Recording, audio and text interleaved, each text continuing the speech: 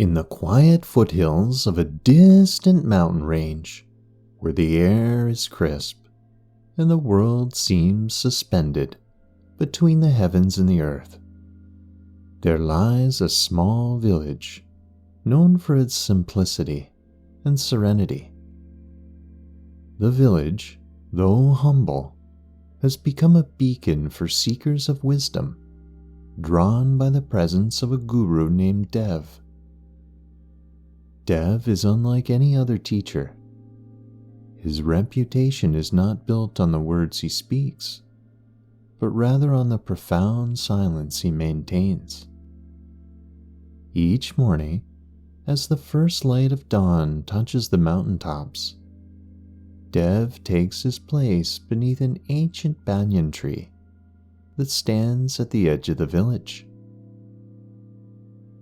His followers gather around him, sitting cross-legged on the earth, waiting in respectful silence. Dev sits with his eyes closed, his face serene, embodying a tranquility that seems to radiate from his very being. Hours pass, and yet not a single word is spoken. Now, despite his silence, the people who come to sit with Dev often leave with a sense of peace, as if they've received a teaching that even transcends language. They speak of a feeling of a deeper connection to themselves and the world around them, as if the silence itself has whispered truths into their hearts. Among Dev's followers is a young devotee named Kiran. Kiran had journeyed to the village with great hopes of finding answers to the questions that had long troubled him. He had heard stories of Dev's wisdom and believed in the Guru's presence he would uncover the secrets of his life. But day after day, Kiran sat in the circle of devotees, listening to nothing but the rustling leaves and the distant call of birds. The silence, which others seemed to find so enlightening, left Kiran feeling frustrated and confused. Kiran had expected teachings, insights, and profound words of wisdom. Instead, he found himself grappling with a void, a silence that seemed to offer nothing. The more he tried to understand, the more elusive the answers became. He wondered why Dev chose not to speak, why he did not share the knowledge that Kiran was so desperate to receive. One morning, as the sun began its slow ascent into the sky, Kiran could no longer contain his frustration. As the other devotees settled into their meditation, Kiran stood and approached Dev, his heart pounding with a mixture of reverence and desperation. Bowing deeply, he asked, "Master, I have traveled far to learn from you, yet you speak no words. How can I gain wisdom if you do not teach?" Dev opened his eyes slowly, his gaze steady and kind. He did not answer Kiran with words, but instead raised his hand and gestured toward the mountains that loomed in the distance, the trees that swayed gently in the breeze, and the vast open sky. Kiran followed the direction of Dev's gesture, his eyes taking in the majestic mountains, the towering trees, and the endless sky. He saw the world around him just as he had seen it every day. But he did not understand how these things could provide the wisdom he sought. Confused and feeling somewhat dismissed, Kiran returned to his place among the devotees, his mind swirling with unanswered questions. As the day wore on, Kiran's thoughts remained troubled. He had expected so much more from his time with Dev, yet all he had encountered was silence. He wondered if he misunderstood the nature of Dev's teachings, or perhaps he was not worthy of the wisdom that others seemed to find so easily. Determined to find the answers he sought, Kiran decided to spend the day observing the world around him, just as Dev had suggested. Perhaps, he thought, there was something in the mountains, the trees, or the sky that he had overlooked. Kiran began his day by walking through the village, paying closer attention to his surroundings than he had ever before.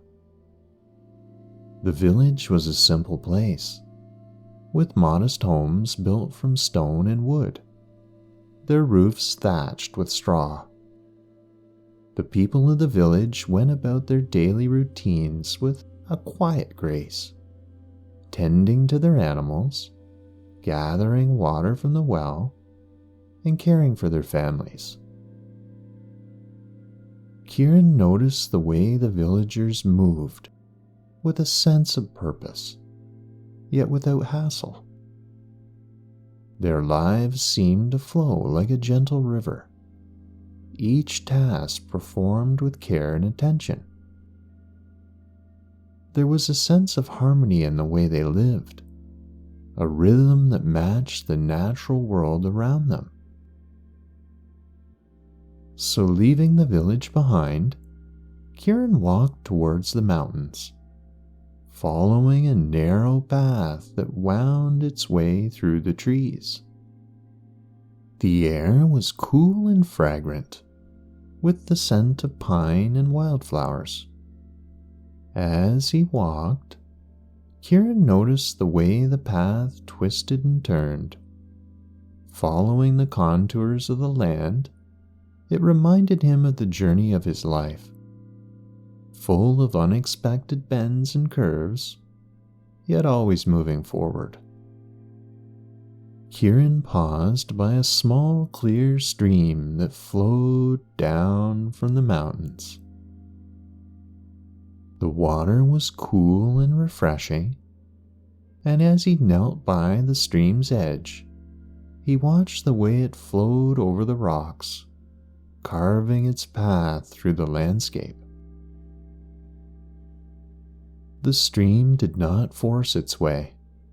It simply followed the natural course, finding the path of least resistance. Kiran began to see a lesson in this. The stream's journey was one of persistence and adaptability, and in its flow, there was a quiet strength. As the days passed, Kiran continued to observe the natural world around him. He watched the way the birds soared through the sky, their movements effortless and free. He noticed how the trees stood tall and firm, their roots deeply embedded in the earth, providing them with the strength to withstand the strongest of winds. He marveled at the mountains, ancient and immovable, their presence a reminder of the enduring nature of the world. With each observation, Kiran's mind began to quiet. The questions that had once plagued him started to dissolve, replaced by a growing sense of peace. He realized that the world around him was not silent at all, There was a language here, a language of the earth, of the wind, of the water, and of the sky. It was a language that spoke not with words, but with the rhythm of life itself. As the sun began to set, casting a warm golden light over the landscape, Kiran returned to the village. The day's observations had left him with a deep sense of calm and clarity. He found himself drawn once more to the banyan tree, where Dev sat in meditation, surrounded by his devotees. Kiran approached the Guru with a newfound understanding. He bowed deeply before sitting down in front of Dev, this time without the impatience that had driven him before. The silence between them was no longer uncomfortable, but instead felt like a warm embrace. The day had taught Kiran that the wisdom he sought was not something that could be given through words. It was something that had to be felt, experienced, and lived. As the stars began to twinkle in the night sky, Kiran finally understood the true nature of Dev's teachings. The silence was the lesson.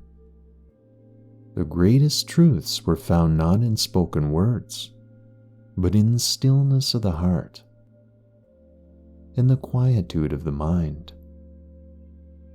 The mountains, the trees, the sky, they were all teachers, offering their wisdom to those who were willing to listen. Dev, sensing Kiran's realization, gave a small approving nod. The Guru's teachings were not in the words he did not speak, but in the space he created for others to find their own understanding. Kiran felt a deep sense of peace wash over him as he embraced the silence, knowing that he had found the answers he had been seeking. In the days that followed, Kiran no longer sought out words or explanations.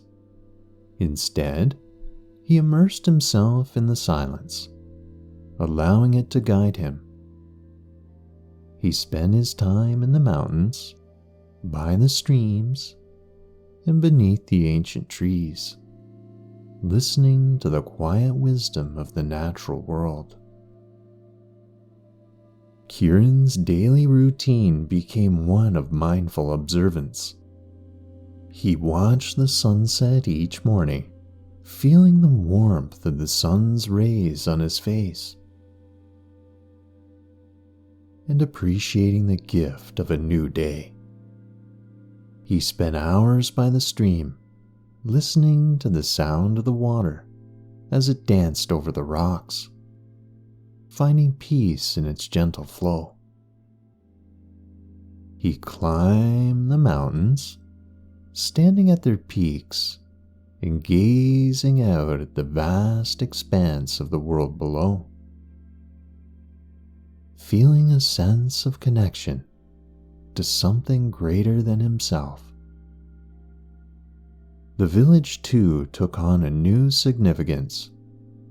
Kiran observed the simple rhythms of life, the way the villagers rose with the sun and rested with the moon, the way they worked in harmony with the land, and the way they found contentment in the small everyday moments.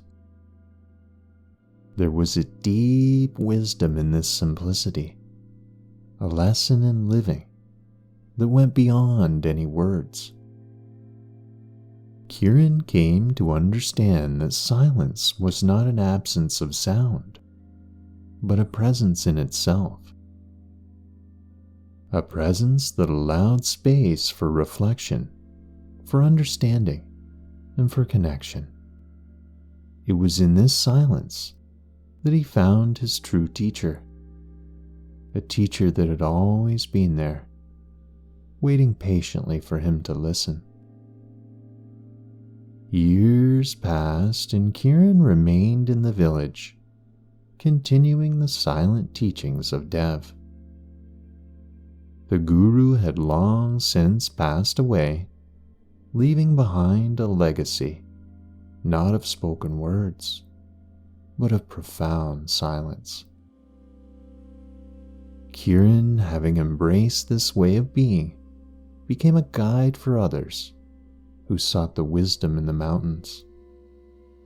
People still travel from far and wide to visit the village, drawn by the stories of the silent teacher. And though Kiran, like Dev, offered no words, those who come to sit in his presence found themselves transformed by the experience.